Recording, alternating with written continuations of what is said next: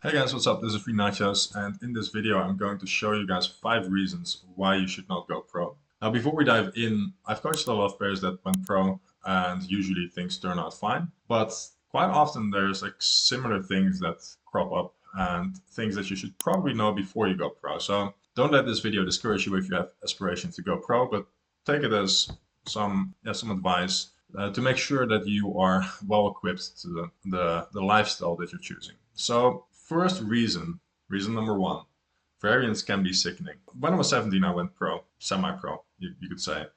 And in my first week, I lost majority of my bankroll and decided to not go pro. I started working and I toggled between jobs and playing poker for a few months, and effectively was sort of semi-pro for a few years, barely making enough money to survive. And then I went back to college and ended up becoming a teacher. Later, I picked up playing poker again, became a pro in 2021, and when I became a pro, the first 6 months when I was a pro, so full-time playing poker. I just had started Nachos. Nachos was making some money. NachosPoker, my CFP, was making some money on paper, but I wasn't getting paid. Like the way CFPs work is like towards the end of the contract, you capitalize as a company on the work that you've put in.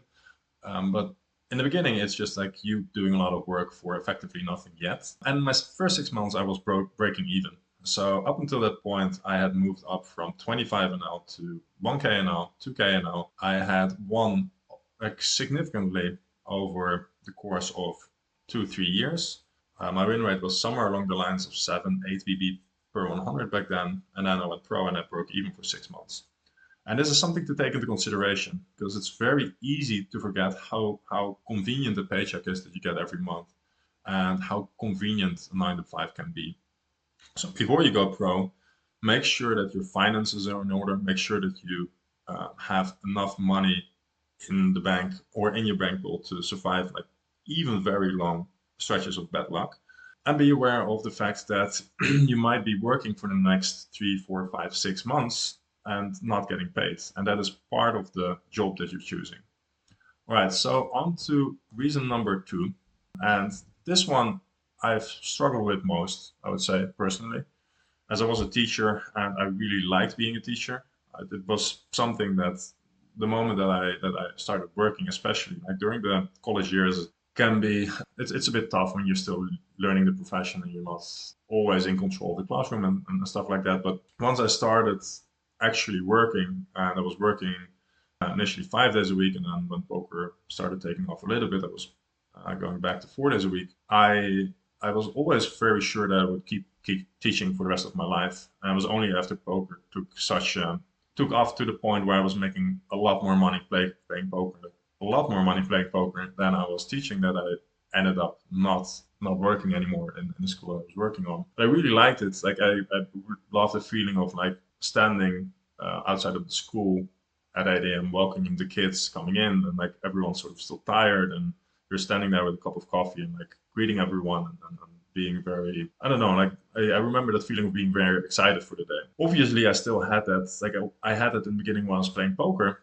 but playing poker will get sort of still. It is very intellectual level. It can be very challenging, and there's a lot of tough decisions you got to make. And the strategical aspect of the game, I will never not love, but actually playing can be can be quite tough. And I made this cartoon with ChatGPT, and this is sort of how I felt. I remember my first day as a professional poker player, where I was like, "This is great! Like I'm making all these decisions, and sure, I've lost a little bit today, but it's fine. I'll make more tomorrow, or like I'll get through this, and let's load up these hands in hand to notes or hold a manager and try to learn as much as possible." And then at year three, so let's say earlier this year, I felt pretty burned out, and my days would start like very early because one thing that they don't tell you is that the moment that you like to play, let's say, I don't know, noon till 5 or something like that, in Europe, there's not an awful lot of games running, and the games that are running are not great to be playing in.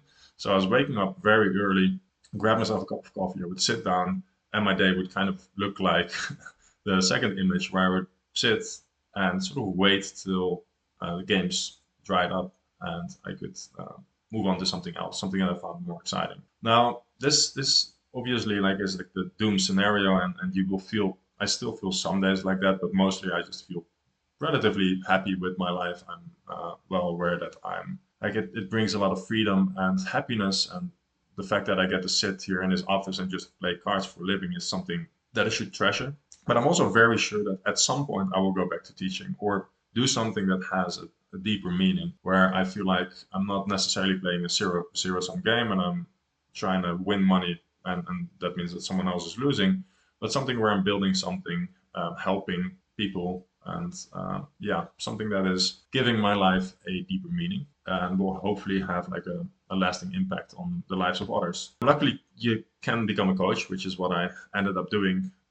So half of the time that I'm working these days, I am a coach, and the other half I am playing poker. And coaching definitely helps fill that void. So it's definitely something you could consider yourself. But it will mean that you have to like have a sample and build presence like I'm doing right now. It's not as easy as it seems, and it will take a lot of time, but it can definitely help. All right, so reason number three, and this one is a big one. I might have well made it like reason number one, because this is something that is very like the image that a lot of players have when they turn pro is like you wake up 11 a.m., maybe go to the gym, walk on the beach somewhere, and play for a few hours, and then the evening is all yours, and you can just do whatever. And then next day, same thing. You're off 3 days a week. You can take 4 months off if you want to, and there's just a lot of freedom. And the reality is that oftentimes there's not. Poker is a very competitive field, not as competitive as a lot of other sports, but it's a very competitive field. You will have to work a lot of hours, and quite often you have to work hours where others are doing something else, like sleeping or watching TV, going out for a few drinks, and yeah, that sort of thing. So to give you an example, when we started Nachos, we had this smaller group chat where there's like 15 guys. Some were playing high stakes, 4 or 5, and the majority was playing low stakes. And between, let's say, 1 a.m. and 8 a.m., my time would always be the most active time in the chat. A lot of the European guys would wake up early, like the European high stakes guys would wake up early to catch some of the early games that were running in the US. And some of the like US Canadian guys would stay up very late to make sure that they're playing whenever the games were best. And someone asked me, like, is this what the poker dream is in the chat at that point? And I said, yes, this is exactly what the poker dream is. Like, you gotta play whenever the games are running. And that means that a lot of players, for instance, are playing Monday afternoon, and it's quite possibly the worst day it's the worst moment in the week to play. And Saturday night is the best night of the week to play. So in order to do this well and to take most out of it, you got to play hours where you are not necessarily hours that you don't necessarily want to play. And so that is something to take into consideration whenever you're making a decision like to go pro. Whenever I was working as a teacher, I would just work 4 days a week and start at 8, be done at 4. There's no itch to keep playing or to work harder or to do anything. It's just you start at 8, you're done at 4. In the weekends, I would go out, have drinks, and all that sort of things. Now in the weekends, I wake up at 4 a.m. to play poker till 10. And in the afternoons, I'm studying or coaching. And sure, I can take time off whenever I want to. The point is that in order to be competitive, I can't take as much time as I'd like to. So definitely something to keep into consideration. Let's move on to reason number 4. And reason number 4 is mental strain. And as someone that has experienced burnout, slight burnout, recently, I can tell you that this is something that you should not underestimate. There have been many weeks where I would log off around 11 a.m. from my poker session, and I would go downstairs where my wife would be sitting, and she would be like, "How did it go?" And I'd be like, "Oh, man, I don't even know. Like, I don't even know how if I'm able to turn this around." And I've been breaking even, losing for so long, and just feeling the constant pressure to perform, because if this keeps on happening, if you keep losing, then you might lose everything that you've built up until this point, and everything will be not for nothing. There's bills to pay. There's the insecurity of the future. Like, you might not know if poker is going to be around, and so there's this urgency of like, I need to perform now, I need to do better now. And that is something you should not underestimate. Obviously, like in every job, there's going to be a certain pressure to perform. And if you have a very high pressure environment and you're already feeling kind of burned out by the work you're doing now, then the step to play poker might not be as big of a step. It might, in some cases, even be a relief. Having said that, I was a teacher.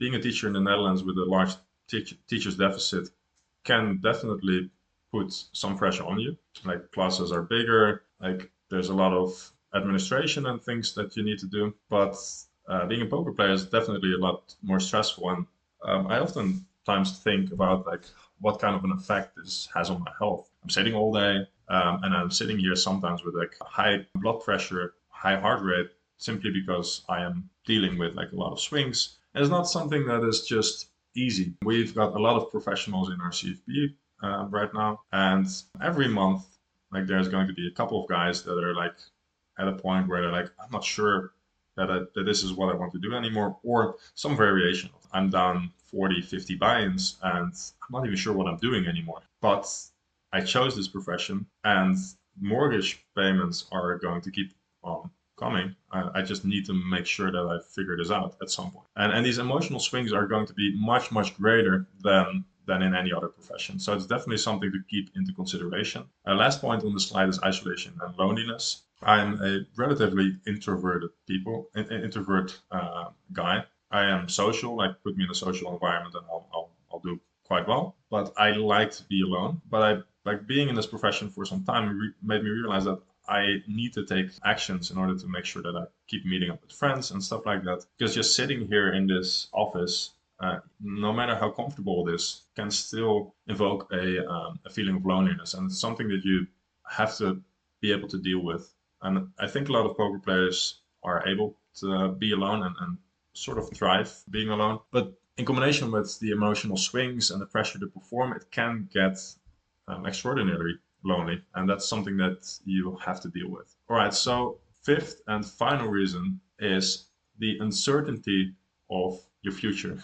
And you can see like this guy is turning gray a little bit like I am, and is especially depressed about the future of online poker. Now, I'm personally a little bit more chill when it comes to the future of online poker. I don't think that poker will implode in the next 5 years. I think 100K a year will, in some shape or form, will quite likely still be possible in 5 years. And if anything, yeah, I remember in 2018-19 when I returned to poker, there were all these messages in the forums, like 2+2 and run it once, where poker is dying and just accept it and whatnot. And here I am, 2024, still making a significant amount of money and coach a team of players that are making a significant amount of money. And there's definitely a future in poker. You just don't know how long it might take, right? Like if you are a teacher, you know that like 40 years from now, the job of teaching might be inherently different than it is right now, but there will be teachers.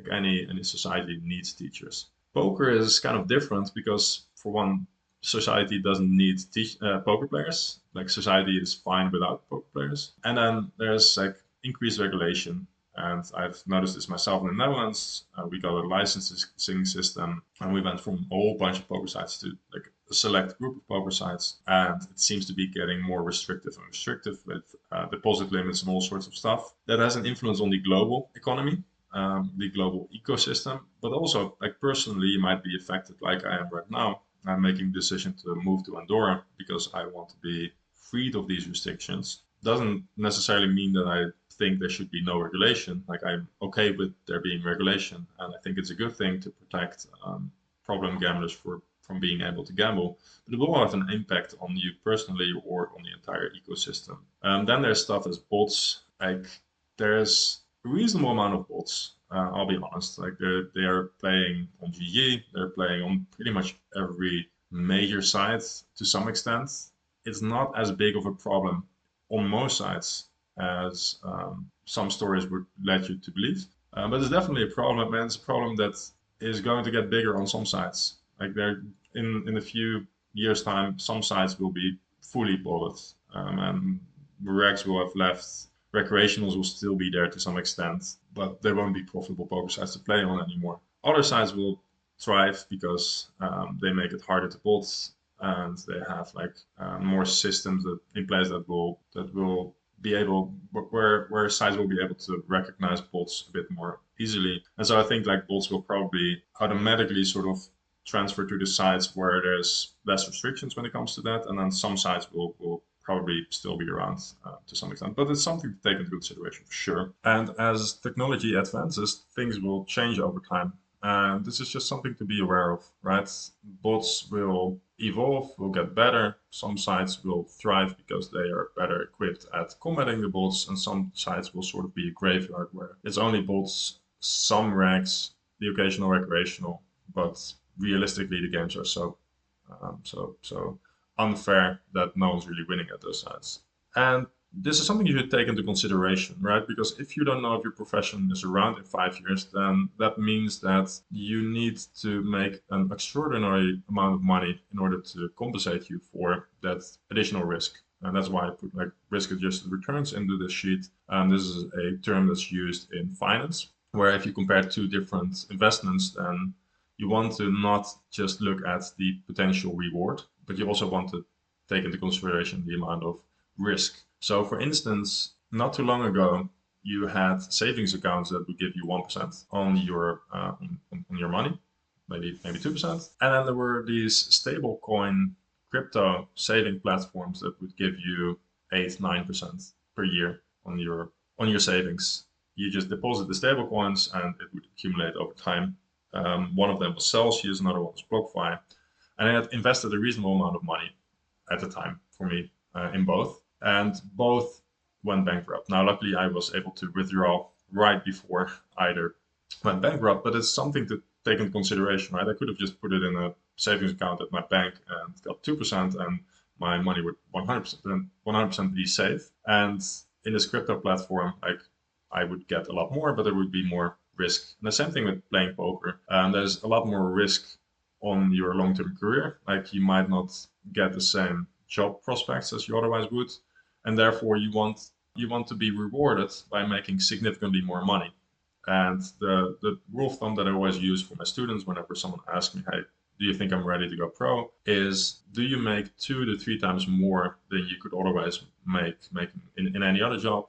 Then generally that's like a reasonable amount of money. So those are the 5 reasons why you should not go pro. Now, obviously, you could, for each of these reasons, come up with other reasons why you should go pro, right? And I'm very happy being a poker player. I've been relatively successful, and my life is going to be completely different because of poker. So I'm very happy that I made the decision to go pro. But these things you should be aware of. Now, let's say you went over this and you're like, well, I kind of still want to go pro. Then I have some tips for you. Like I said, poker can still be a great profession, but plan carefully. And there are 4 things that you kind of want to take into consideration at least. So first of all, your bankroll can support it. This means that you have a poker bankroll that is sufficient for you to play the games that you're currently playing. So let's say you're playing 1000 NL or 500 NL, then you probably want to have at least 100 buy-ins. And that is like that's not very conservative.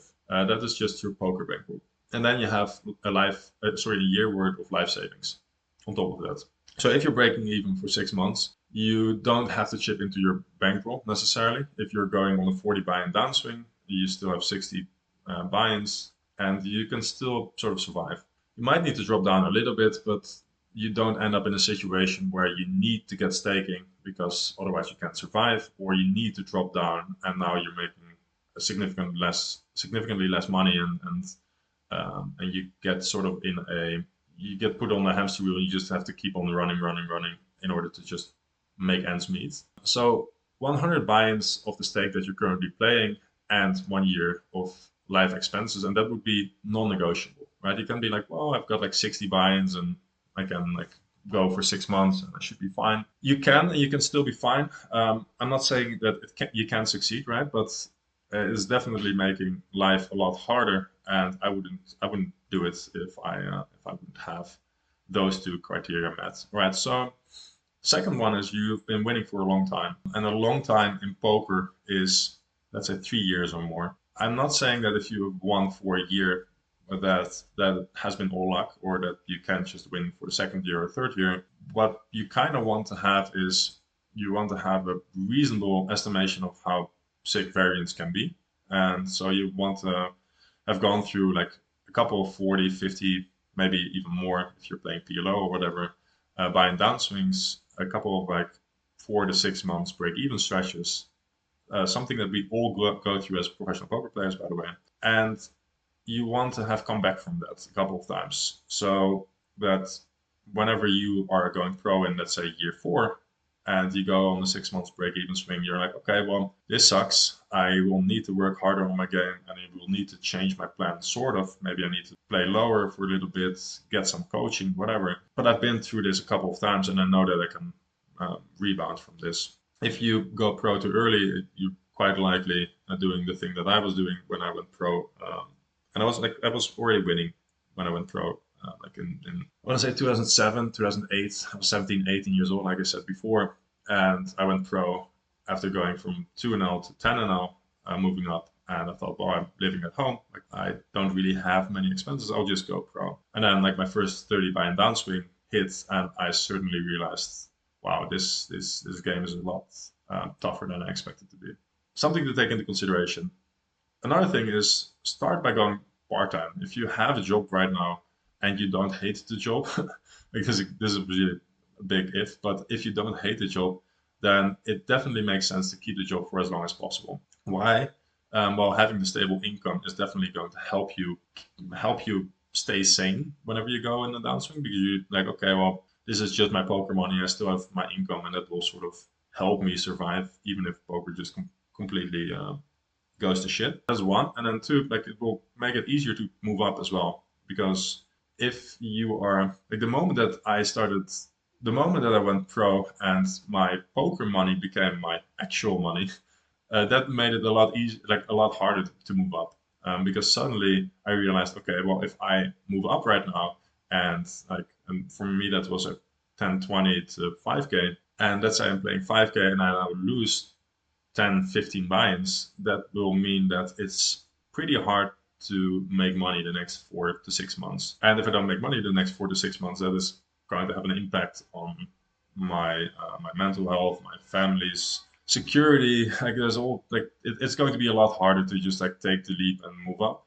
Because before I was just like I had my wage as a teacher, and everything that I made with poker was just like points almost. So I would play poker and I would just move up from 20 now to 50 now, and if I lost, it would be annoying. But I just tell myself, well, whatever. Like I can still go for a few beers. I can still pretty much eat out whenever I want.